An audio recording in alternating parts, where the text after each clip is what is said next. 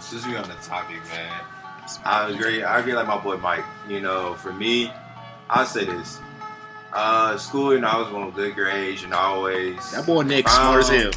Man, school came easy to me, but I realized that while I was boring, I was just going through classes, weren't really putting in the effort. It was just like, I was getting the grades, what I needed to do, but it was like, I was just there, just going through the motions. Like, it was no challenge, you know. It was nothing like really moving me. Like, dang, I'm just going through this. I can be the doctor, I can be the next field therapist, whatever I wanted to be. But it's like, there was no passion behind it. I was just like, man, if I'm doing this 10, 20 years from now, it's like, man, what's the point? Am I really gonna enjoy this? You know? Yeah, because I can do it, but in the day, money don't amount to anything. You know, if you ain't happy with it, it's just a point. Yeah, you know? That makes a lot of sense because if you're really not happy about what you're doing, you're not gonna be happy with it down the road. So it's like, do what you're happy about, and if you're not thinking about the money and doing something you like. The money will come later. That's what people need to understand. The money is going to come later. It's just, if you like what you're doing, so like if you like making videos and like editing the videos, that money's going to come. The money's going to come from this podcast. Yeah.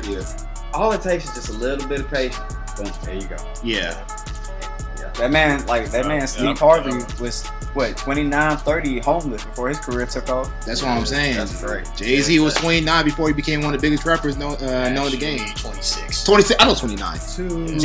Not Jay-Z. 2 Chainz, goddamn. Yeah, J. Cole. That man had Even J. Cole. You know what I'm saying? Man, you gonna hit your stride eventually, man. You gotta hit your stride. Go ahead. Humble beginnings, you know. But so like this actually happened to me recently. Let me bring the mic over here. So recently I just found out. Well, actually, my mom she sat me down and she told me something that my 8th grade teacher who hated me. Like when I tell you hated me, I mean like there was a lot of things that she blamed me for that I really didn't do. And like even till this day, like, you know what I mean, it still kind of itches me because it's like she literally like when I was getting lunch, like pulled me to the side. Not like literally grab my shirt, right? Damn. And like pull me to like right in front of what's it called, all the fine arts department, because I did trumpet, I played piano, you know what I mean? Like I did drums, I did tuba in 7th grade. Music, man. Yeah, music. You know what I mean? Like all right, Beethoven. I was trumpet. Fuck that though. If you're an artist, realize this. The artists that are big today, it's not because of them, it's because of music. So the producer matters the most, because if it wasn't for music, music brings attention to our ears. It brings the women to these artists. So the music is what brings the women to the artists. So when I'm looking at an artist, or when a girl looks at you as an artist, she's looking at you, but unconsciously she likes the music. But going back to that story, she literally go ahead. She literally like what's it called? She basically blamed me for something that I didn't do, and like I looked at her like she like in front of all the fine arts department, the art teacher, even my band teacher, and like it kind of fucked me up because it was like she was the only teacher that like said one bad thing for me, which caused me to like not go on this trip. Which every year like the band goes to Disney World, and I never been to Disney World. Disney World? And I work my ass off for that shit. You feel me? You know what I'm saying? Like I work my ass off for that shit, and like for her to say that, like you know, it was a wrap for me. Then like I started fighting. You know what I mean? I fought my own cousin. You know what I'm saying? Like, and it was so hard for me to like hold that shit back. You know what I mean? Because this is my blood. You know what I'm saying? That's blood. Yeah, and then on top of that, like. I stole ice cream, bro. I didn't give a fuck. Like, literally, bro, I didn't give a fuck. Like, I really didn't care. Like, and like, I got OSS, I got ISS, and like, that was the first time, and I was a straight A student. Like, who does that shit? But that's like, crazy. I didn't give a fuck, like, after that, because like, that was the only reason why I was behaving. But you know what I'm saying? But you notice, when she said that one bad thing that might have been false, you took it to another level, and it hit you harder in your head, so it made you go berserk like that.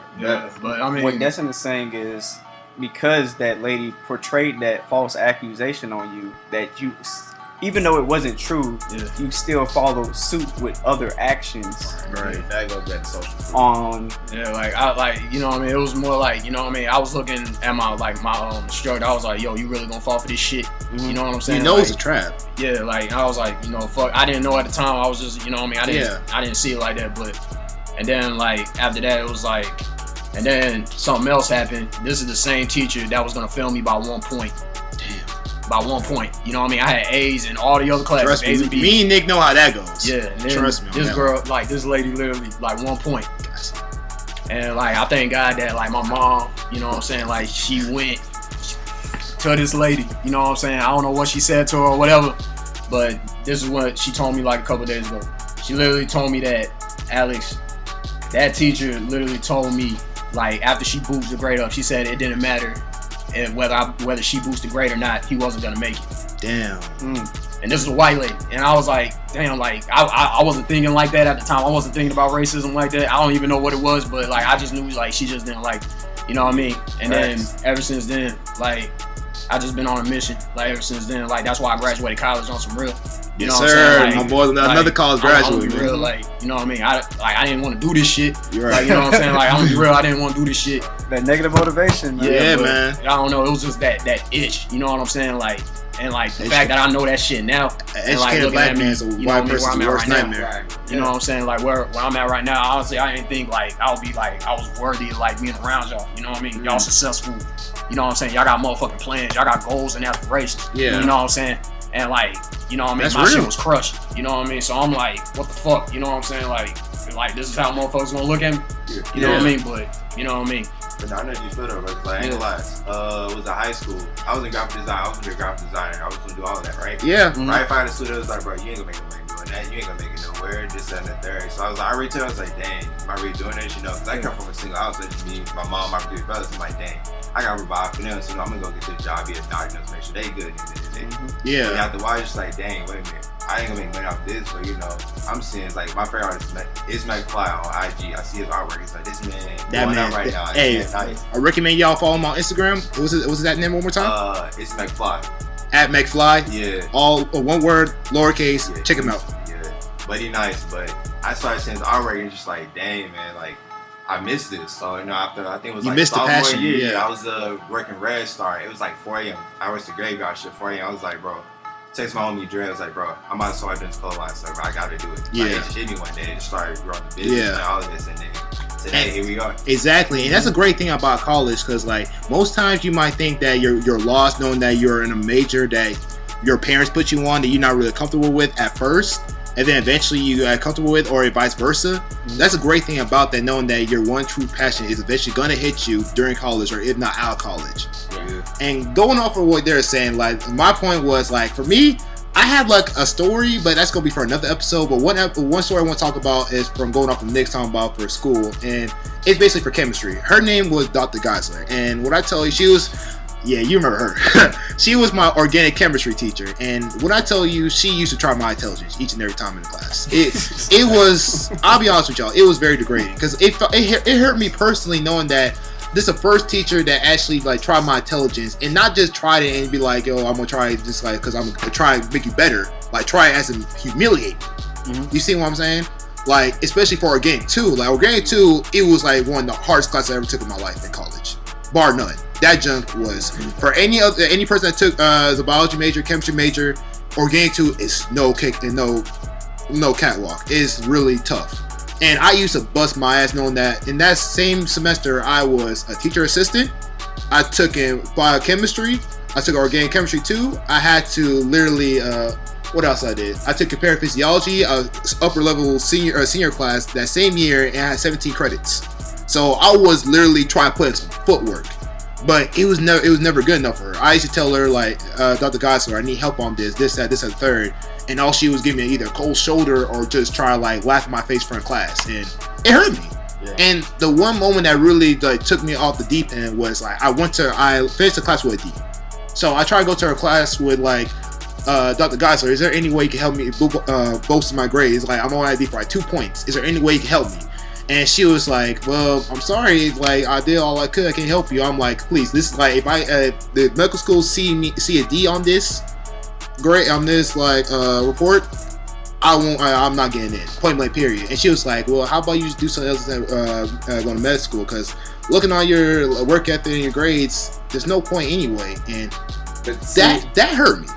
That hurt me. See, that's the biggest problem. A lot of people tend to, downplay you, and when they downplay you, it's like, dang, I can't get in. That's why there aren't intelligent people in there today, because they tell you if you can't get A or B right, you lose. Right. No fair game, and that's what she was telling you. So that's why we don't have a lot of intelligent people. Yeah, but going off of that, let me finish the story because it has a happy ending. Because, like, basically, like, I took it as motivation. Like, I was like, yo, I am not finna get told off by no old white lady right now. Like, that's dead. That's dead. Yeah. So, what I did was, I basically just, like, convinced my mom, like, we take classes for the summer. And I finished with an A. And it was no thanks to her, because, like, her teaching methods were trash, but she blamed me knowing that she thought that I just didn't understand the concept. But I actually, like, I just took her words and used it as motivation, knowing that, like, yo, this is my time to actually turn my life around, knowing that I'm sick and tired of letting people and these professors tell me that I can't do nothing, knowing that I have potential to do stuff without your help. You see what I'm saying? Mm-hmm. So yeah, that's basically the end of the story, because like, I just want to use it as a way to let the viewer know that you're not what people tell who you truly are. You are who you are deep down. Facts. And to cap off on what all y'all just said, Alex, Uday, and Nick, y'all all had the same theme. And well, not the same, but a common theme I noticed is there was people telling y'all things that y'all couldn't do. Mm-hmm. And we are what we feed each other, what we listen to, what we hear, what we see. And especially when we're younger, we don't understand how much that can impact our lives. Right. And that's part of something I've realized. Like, you had a lady basically saying, degrading your intelligence. You had another lady saying you're not going to make it for whatever reason, even though you had great grades in all your other classes. Nick, you had people telling you you're not going to make money as a graphic designer. And I would say with you, Nick, it's because those people don't see themselves making money in that field. If they were to do it themselves, I think is what happened with Uday and Nick. With that, I'm glad y'all both used that as motivation, because that's what you got to do. Because and trust me, Nick saw that jump firsthand. He was in the class with me too, so he actually understood and seen me get like laughed at if I mess up on a problem, or get like the cold shoulder if I ask for help. And it's crazy how like how that works. And like there for the like late night study session. Yeah, she was not there. For the test. All she did was just post it on course then, and like she doesn't understand the grind that we actually had to go through to at least keep afloat. Yeah. You feel what I'm saying? Yeah. And that's just crazy to think about that. Yeah, like that.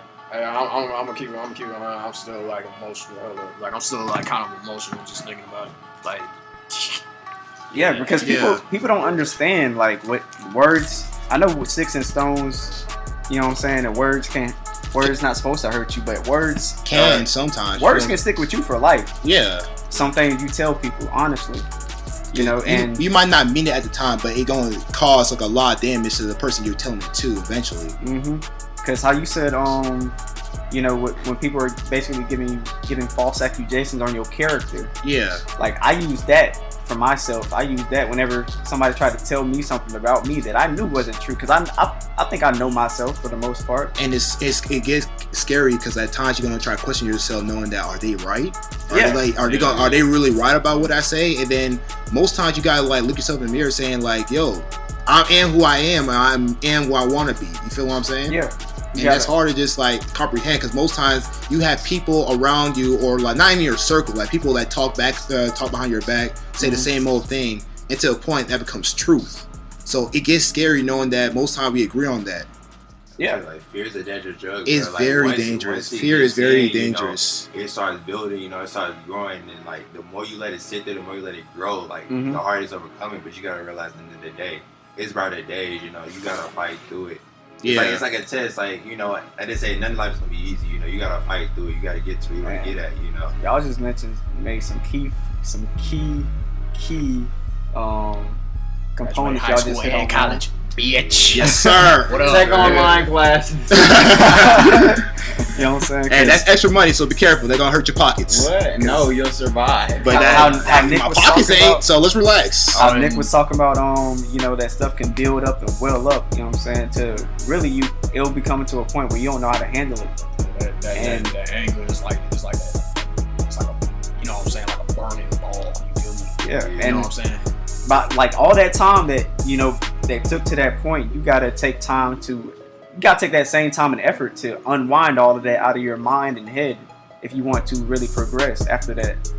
Because if you sit there and let it fester and let it build up, and you still want to try to move on to your to the things you want to do in life, but you haven't handled that yet in your life, you're gonna always keep coming back to it.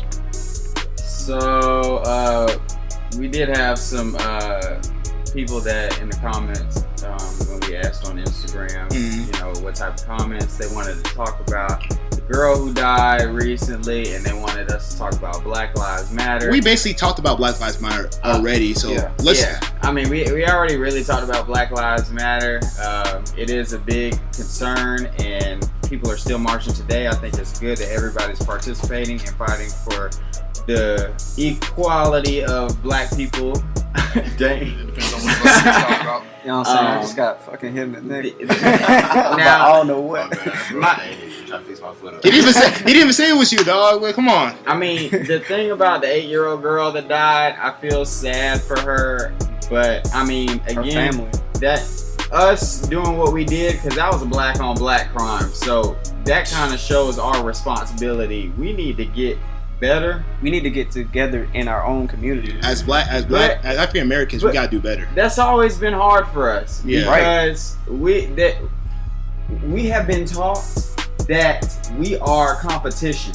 We have been divided amongst ourselves for so long, and that's also why it's so hard for not only black people to come together, but other races to come together. Yeah.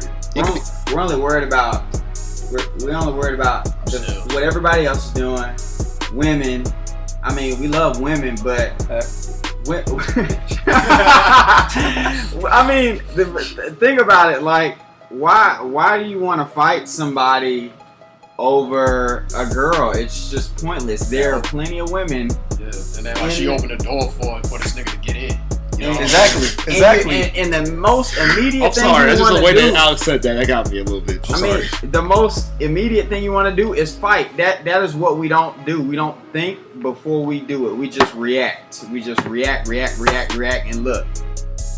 Look what happens. Yeah, look what happens. We're shooting people, killing people, And you want to know why is that? Why is that? Because there is no leadership. Not enough leadership. Not enough of the right leadership. And then that's good. That brings us to our last topic. We're going to talk about Kanye West himself on that. Okay. He's trying to run for president. And for me personally... This year? He's trying 2020. There's no way he can...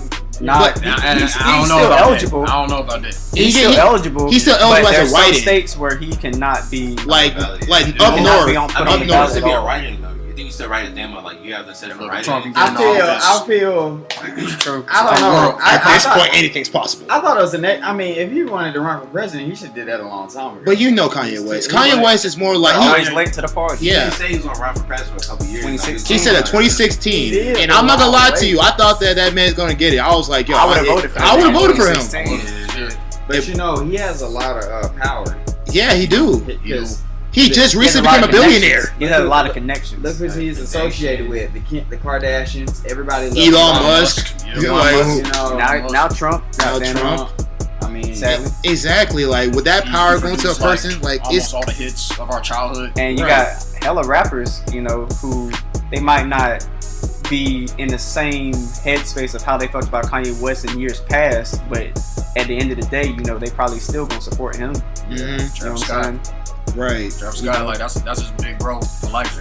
But people, big music. Right. Got good music. It's just that I'm scared because like most times it's so easy to become president nowadays. It doesn't even take like going to school anymore. It doesn't take like have like a background in politics. But all it takes is a following. I will say back when everybody was bashing Kanye West for showing his support for Trump, I looked at it as Kanye West sees somebody basically kind of like himself, even though You know, of course, the skin color is different and lifestyle.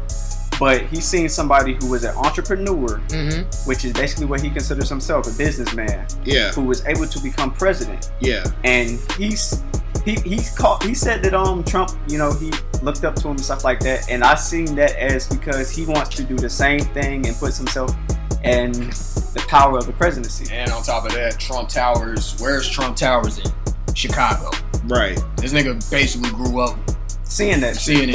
Fun fact, Kanye West was born in Douglasville, Georgia. Shout out. But yeah, like going up with what y'all said, for like, I just gotta think about a quote that he said in the song. He said like, Barack Obama was heaven sent.